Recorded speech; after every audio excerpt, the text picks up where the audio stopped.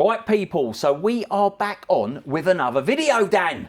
We have got the very, very popular Jaguar 3-litre engine, which is the JLR engine, which is in the... Peugeot Citroen, naturally. Yeah. Oh, he's hitting me with that one. The Peugeot I'll show you Citroen. some signs in a minute. It was the Peugeot Citroen signs. Yes, for all you Jag lovers, Land Rovers, Dan's just kicked you in the nuts with the PSA engine. So, if you have got the 2.7 or the 3-litre diesel PSA stroke JLR, so that's the Discoveries, the Sports, Jags, the Sports, Range Rovers, the XEs, XFs, yeah, loads of them. Loads of them. And the common issue with these, it goes into a garage for boost faults, air mass faults, airflow faults, and then it comes out with a range of goodies and it hasn't fixed the problem, Dan. They always change the mass airflow sensors. Never personally ever changed one, ever. And map sensors. Never fixes it, funny enough. So, this is no different. It has been other garages previously before coming to us. We have got airflow faults and all the other bits that go with sensors not seeing things properly because of a potential leak, Dan. Exactly. So what we're going to do in this video is we get asked so many times about airflow issues on this engine. We are going to show you what we do to diagnose this problem. And it is very, very simple. Instead of throwing this vehicle into a garage and getting Bob's your uncle, Fanny's your aunt diagnosis on it, and hundreds of thousands of pounds later, by the time they stripped it all down trying to look for a leak, we're going to show you how to do it. So the first thing you're going to need is a smoke machine. Now, you don't need to spend hundreds and hundreds of pounds like the one that we've got. That's £1,000, that one. Well, I was trying to lowball it down. I was trying to lowball it. I think we're rich. I don't need that one. You don't need it. You've got a cheap one. I've got a cheap one for about £70, I think it was. And we're going to show you where to smoke test this engine so that you can see for yourself where the problem lies. Because what I would prefer you to do is understand how to smoke test this so that you don't get caught with hundreds of pounds worth of bills, because you can see this yourself.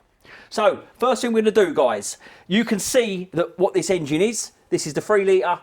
Dan, this engine is popular, isn't it? Very popular. So there's some slightly different configurations though. So the engine itself they're all the same. But the intakes that come into this part here, there's different variants of it. So like some of the Land Rovers, they come up here to like an airbox either side and all that sort of stuff. But all you want to do is just find the pipe that goes into the engine. So this is going to be the pipe that we will be taking. Look, Dan, straight away. That's why I've got these guys, you can already see. Look, this is leaking. There is no question on this engine that we have got a leak, Dan. So, first things first, we're going to take the pipe off the intake. And then we are going to go straight up into this pipe, into here with the smoke, which will then separate into both the intakes. And we will have a look under here to see if we've got a leak. So, let's get the smoke machine hooked up, Dan. Even though I'm absolutely covered. You're going to have to wipe up and put some gloves on, because this stuff's horrible. Oh, let's start getting gloves. Right, as we said, you do not need to spend £1,000 on a smoke machine. 9 times out of 10, a cheapy one will do the job, Dan, won't it? Yeah, it does. It does work. It doesn't matter. You don't need that one. So, if you come round, you'll be able to see that Dan is just fitting it into that intake pipe. So it just fits in there. Make sure it's nice and tight. You don't want it to leak from there because it's going to be under pressure. So push it in nice and tight. Don't kick it up too much. Just make sure it sits nice. That's it. And then all I'm going to do for the power that we need for this, on these, you just need to take this off. And we'll put that somewhere we don't trip over. A lot of the Jaguars don't have that. Yeah. You have to find power from somewhere else. But So if the worst comes to the worst. The Land Rovers, the battery's always on the passenger side over there. We're going to go power on there, and we're just going to go ground down there. We're going to put the air line into this one, because what it will do, it will give us a leak detection via air pressure. So, does it hang up or not? I can try. See it for my head. Cool. No. Okay. I would have expected that float to be right at the bottom, or close to. I don't know if you can see it, but it floats up the top there. So that is basically telling us that we've got a leak, Dan, haven't we? You see it there? That's the float. So I'm going to open it up. If there's no leak, it will come down to the bottom. That's showing me a massive leak. So we have got a well, Dan, we have got a massive leak from somewhere. We have got a leak. So let's stick some. So it's pressurised. Let's stick some smoke in it. So ideally, well, the easiest solution would be we've got a split pipe somewhere. But knowing these engines, Dan, like we do, they do suffer, unfortunately, with intakes, don't they? The only pipes I've ever done on Jaguar Land Rovers tend to be the big ones at the top. Yeah.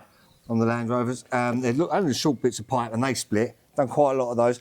I've personally never done anything else underneath the engine, down the sides. There we go.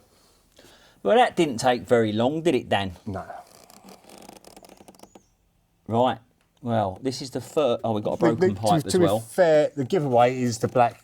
Yeah, you can see that already. Oily, gooey stuff coming out the manifold. It's all over the rubber cover there. Yeah. Can you see that down there? But look at the smoke. Look at the state of that. So we know full well we've got a leaky intake Did you manifold. say the pipe's broken as well? There's a pipe broken there as well, I can see. If it's, yeah. See that one there? That's the one that always snaps. If you come anywhere near this, it will snap. Dan, they are brittle. In all fairness, you keep one of these in stock, don't you? I do. Because every time I go anywhere near the top of one of these engines, they break. Snap. And these join basically both sides. Yeah. So it joins this side to this side. Dan keeps one in stock, in all fairness, which I believe... That is the kitty. There it is. Brand new one from Part number LR013531. And that, basically, boom, straight across. But I think, let's go by memory now, I think the newer manifolds don't actually use that system anymore. Yeah. They've done away with it, but still the old ones, you still need it. Like I say, if you want to take anything off here, that part will snap. So, Dan, we can see we've got intake manifold leaking, haven't we? But I can also see some more smoke coming from here. Can you see that down there? Do you know what? The first thing I noticed was the oil down there. Yeah. I thought it was the oil filter, but it's not. Do you know what? Look, you see it there? It's definitely wafting up from underneath. Yeah. Very rare to see these go, but I have changed quite a few of these. I do more manifolds than I do these anyway. Yeah. They call them a throttle body. And to be fair, this is the problem as well, isn't it? Because you could end up doing this manifold, and then that one starts leaking. Yep. So the ideal solution would be to replace both intake manifolds, but it gets very expensive, Dan, doesn't it? This is going to be an expensive job of doing both. Actually, have we even looked at this side yet? I couldn't see anything, but then there is so much smoke coming out of this side.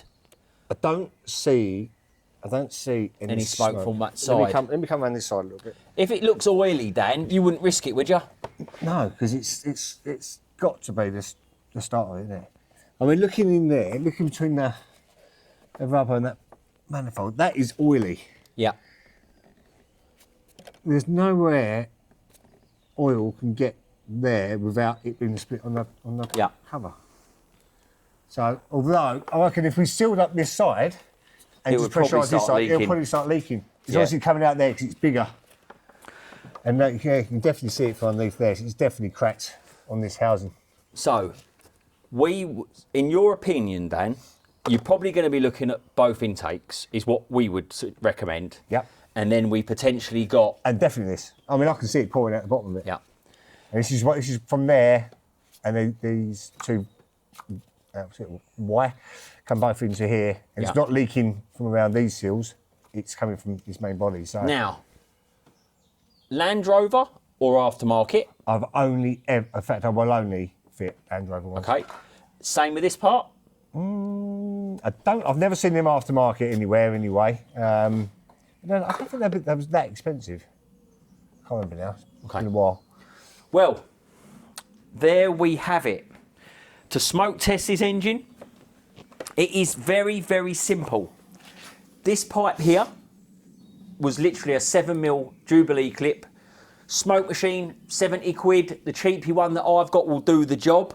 Straight into here, and then you can test the intake system on the 3 litre and the 2.7, Dan. If you smoke test it and there's no smoke pouring out like that, you're probably good. If you think you've got an air leak or a boost pressure or mass airflow, it might be somewhere else.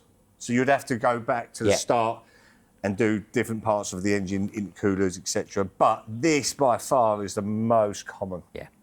So if you own a Jaguar, a Land Rover with a 2.7 or the 3 litre engine, and some Peugeots, I've still seen the old 2.7 floating around. First things first, smoke test it through this way, through the intake manifold, especially if you've got air mass faults, turbo boost pressure faults, because this will cause that fault. And if you put it into the wrong garage, guys, you are going to be into thousands of pounds, and I bet you any money, you've still got the leak afterwards, Dan, haven't you? Exactly. And just for anyone who puts in the comments, just put some sealer stuff on it. It won't work. That cover is pressurised by the turbos. Yeah. You are not putting any glue on that. That's going to stop that from leaking. I have seen so many people do plastic welds and all sorts of stuff. Yeah. It has never worked. It never works.